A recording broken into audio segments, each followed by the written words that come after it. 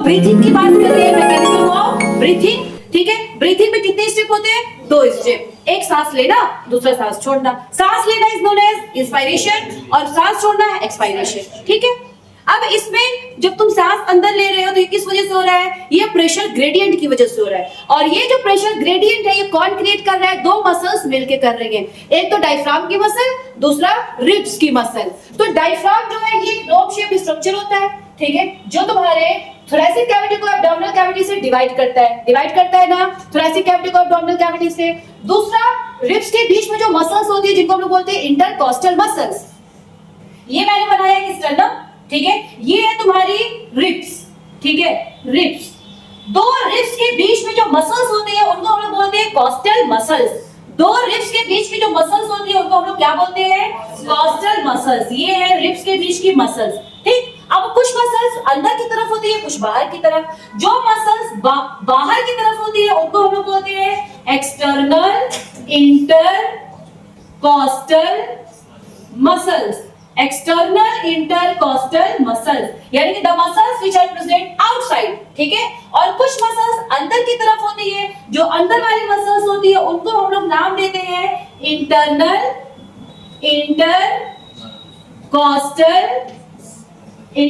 Intercostal muscles यानी कि the muscles which are present inside, अंदर की तरफ। तो दोनों मसल्स का नाम याद रहेगा। रिब्स के बीच में जो मसल्स होती है उनको हम लोग बोलते हैं कॉस्टल मसल्स। जो मसल्स अंदर की तरफ होती है इंटरनल, जो बाहर की तरफ एक्सटर्नल। क्लियर?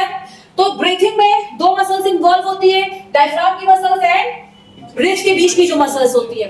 और एक एडिशनल मसल है एब्डोमेन की मसल, वो तब इन्वॉल्व होती है जब तुम फोर्सफुल ब्रीथिंग करते हो। ठीक है, बाकी नॉर्मली 2 मसल्स इन्वॉल्व होती है। अब देखो होगा क्या। पहला, मान लो कि ये जो डायफ्राम है, ठीक है, ये जब कॉन्ट्रैक्ट करेगा, जब डायफ्राम कॉन्ट्रैक्ट करेगा, ठीक है, तो जब डायफ्राम कॉन्ट्रैक्ट करना है तो एक चीज याद रखना कि डायफ्राम का ओरिजिनल शेप क्या है? Dome shape. ओरिजिनल शेप है डोम शेप। जब डायफ्राम कॉन्ट्रैक्ट करता है ना तो डायफ्राम नीचे की तरफ आता है। ये बस याद रखना कि जब डायफ्राम कॉन्ट्रैक्ट करता है तो डायफ्राम कहां आता है? नीचे की तरफ आता है। डायफ्राम फ्लैट हो जाता है। ठीक है, तो डायफ्राम क्या कर रहा है? कॉन्ट्रैक्ट कर रहा है। जब डायफ्राम कॉन्ट्रैक्ट करता है तो ये नीचे की तरफ आता है। ठीक, अब डायफ्राम जब नीचे की तरफ आएगा तो क्या थोरैसिक कैविटी का वॉल्यूम बढ़ेगा ना? थोरैसिक वॉल्यूम बढ़ जाता है। थोरैसिक वॉल्यूम बढ़ जाता है। ठीक है, क्योंकि डायफ्राम जब कॉन्ट्रैक्ट करता है तो डायफ्राम नीचे की तरफ आता है, फ्लैट हो जाता है। थोरैसिक कैविटी का वॉल्यूम बढ़ गया। अब एक चीज तुम्हें मैंने बताई थी कि थोरैसिक कैविटी के वॉल्यूम में जब भी कोई चेंज आता है, that change will be reflected in the volume of pulmonary cavity, है ना? तो थोरैसिक कैविटी का वॉल्यूम बढ़ेगा तो क्या पल्मोनरी कैविटी का भी वॉल्यूम बढ़ेगा? पल्मोनरी कैविटी का भी वॉल्यूम बढ़ेगा। पल्मोनरी कैविटी किसको बोलते हैं? The cavity of lungs. तो थोरैसिक वॉल्यूम बढ़ा तो पल्मोनरी वॉल्यूम भी क्या हो जाएगा? बढ़ जाएगा। पल्मोनरी वॉल्यूम बढ़ गया। ठीक, अब यहाँ पर वॉल्यूम बढ़ गया। ठीक है, अब दूसरा वॉल्यूम फिर से बढ़ेगा पल्मोनरी वॉल्यूम का। दूसरी तरीके से कैसे? अब देखो, पहला तो हम लोगों ने डायफ्राम की बात कर ली, दूसरी बात हम लोग करेंगे कॉस्टल मसल्स की। ये जो एक्सटर्नल इंटरकॉस्टल मसल्स हैं यानी कि रिब्स में जो बाहर की तरफ मसल्स प्रेजेंट है, इसको बोलते हैं एक्सटर्नल इंटरकॉस्टल मसल्स। EIC हम शॉर्ट फॉर्म में लिखते हैं। ठीक है, दूसरा, एक्सटर्नल इंटरकॉस्टल मसल्स भी क्या करती है? कॉन्ट्रैक्ट करती है।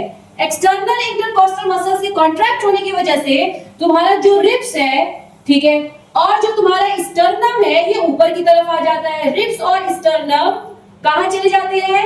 अपवर्ड। कहां चले जाते हैं? अपवर्ड। जिसकी वजह से क्या थोरैसिक कैविटी का वॉल्यूम फिर से बढ़ेगा। ठीक है, फिर से बढ़ेगा थोरैसिक वॉल्यूम।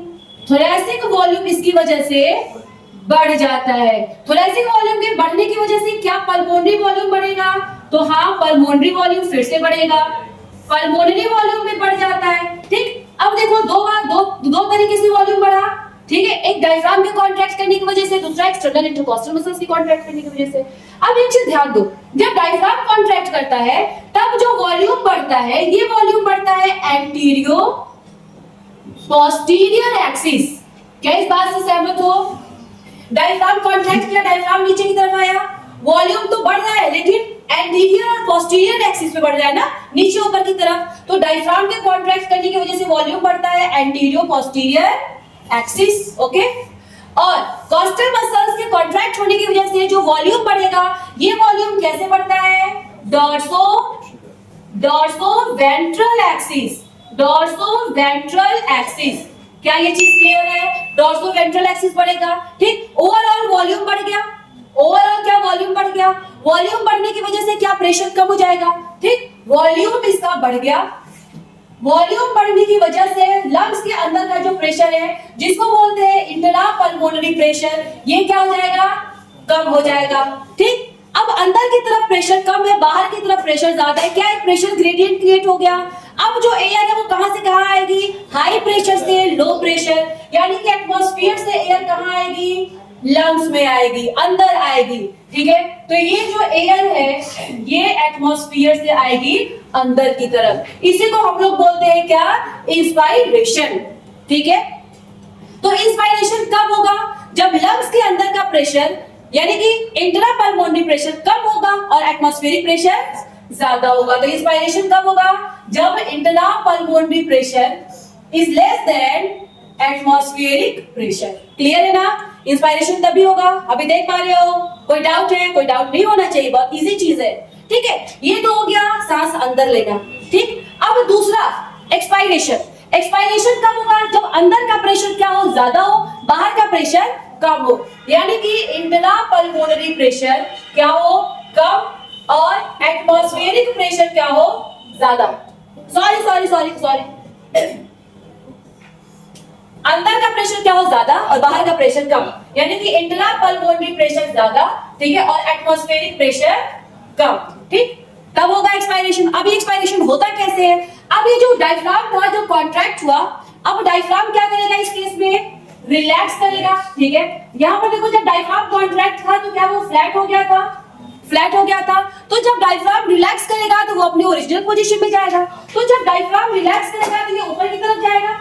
ये डायफ्राम कहां जाएगा? ऊपर की तरफ जाएगा, ठीक है। तो डायफ्राम क्या कर रहा है? रिलैक्स, ठीक है। डायफ्राम रिलैक्स करेगा तो डायफ्राम ऊपर की तरफ जाएगा। जब डायफ्राम ऊपर की तरफ जाएगा तो मुझे बताओ, क्या थोरैसिक कैविटी का वॉल्यूम घटेगा? क्या थोरैसिक वॉल्यूम घटेगा? हाँ घटेगा। क्या थोरैसिक वॉल्यूम के घटने से पल्मोनरी वॉल्यूम घटेगा? हाँ घटेगा, ठीक है। पल्मोनरी वॉल्यूम भी घटेगा, ठीक। अब इस टाइम में वही चीज हो रहा है। कैसे घट रहा है वॉल्यूम? एंटीरियर पोस्टीरियर एक्सिस, ठीक।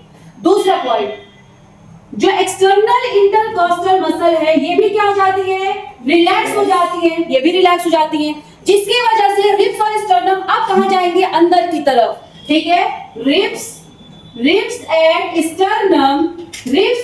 स्टर्नम अब कहां जाएंगे? डाउनवर्ड। कहां जाएंगी? डाउनवर्ड, अंदर की तरफ जाएंगे, ठीक है। अब इसकी वजह से क्या होगा? थोरैसिक वॉल्यूम फिर से क्या होगा? घटेगा, जिसकी वजह से पल्मोनरी वॉल्यूम घटेगा, ठीक। इसकी वजह से थोरैसिक वॉल्यूम कम हो जाएगा। थोरैसिक वॉल्यूम के कम होने की वजह से क्या कम होगा? पल्मोनरी वॉल्यूम कम होगा। अब ओवरऑल वॉल्यूम कम, ठीक है। ओवरऑल क्या हो गया? वॉल्यूम कम और प्रेशर ज्यादा। अब हवा कहां से कहां जाएगी? हाई प्रेशर से लो प्रेशर। तो अंदर से जो हवा है वो कहां जाएगी? बाहर की तरफ, जिसको हम लोग क्या बोलेंगे? एक्सपायरेशन। या तुम अब क्या करोगे? हवा को एक्सहेल कर दोगे, रिलीज आउट कर दोगे, ठीक है। तो अब इस केस में क्या हो जाएगा? एक्सपायरेशन, ठीक है। तुम एक्सहेल कर दोगे हवा को। तो यहां पर देख पा रहे होगे अभी वॉल्यूम घट रहा है। कैसे? एंटीरियो पोस्टीरियर एक्सिस। और रिब्स और स्टर्नम के रिलैक्स होने के बाद, रिब्स और स्टर्नम जब अंदर की तरफ जा रहे हैं, यानी कि एक्सटर्नल इंटरकॉस्टल मसल के रिलैक्स होने की वजह से ये जो वॉल्यूम है ये घट रहा है। कैसे? डॉर्सो वेंट्रल एक्सिस, ठीक है। इतना ध्यान रहेगा ना। तो क्या आप तुम सांस बाहर छोड़ दोगे? यही कहलाता है एक्सपायरेशन। क्लियर है? दो मसल्स इन्वॉल्व होती है एक्सपायरेशन और इंस्पायरेशन में। कौन कौन सी? डायफ्राम की मसल्स एंड रिब्स की मसल्स। रिब्स की मसल्स को हम लोग क्या बोलते हैं? कॉस्टल मसल्स बोलते हैं। दो रिब्स के बीच में जो मसल्स पाई जाती है उनको बोलते हैं इंटरकॉस्टल मसल्स। जो मसल अंदर की तरफ इंटरनल, जो बाहर की तरफ एक्सटर्नल इंटरकॉस्टल मसल, ठीक है। इंटरनल इंटरकॉस्टल मसल अंदर वाली, एक्सटर्नल इंटरकॉस्टल मसल बाहर वाली। ठीक है। मेन रोल किसका है? एक्सटर्नल वाली का। देख पा रही होगी यहाँ पर, एक्सटर्नल वाली कॉन्ट्रैक्ट कर रही है तो तुम क्या कर रहे हो? इनहेल कर रहे हो। इंटरनल और जब एक्सटर्नल वाली क्या कर रही है? रिलैक्स कर रही है, तो तुम क्या कर रहे हो? एक्सपायर कर रहे हो, एक्सपायरेशन कर रहे हो। ठीक है, याद रहेगा। चलो इसको लिख लो फटाक से।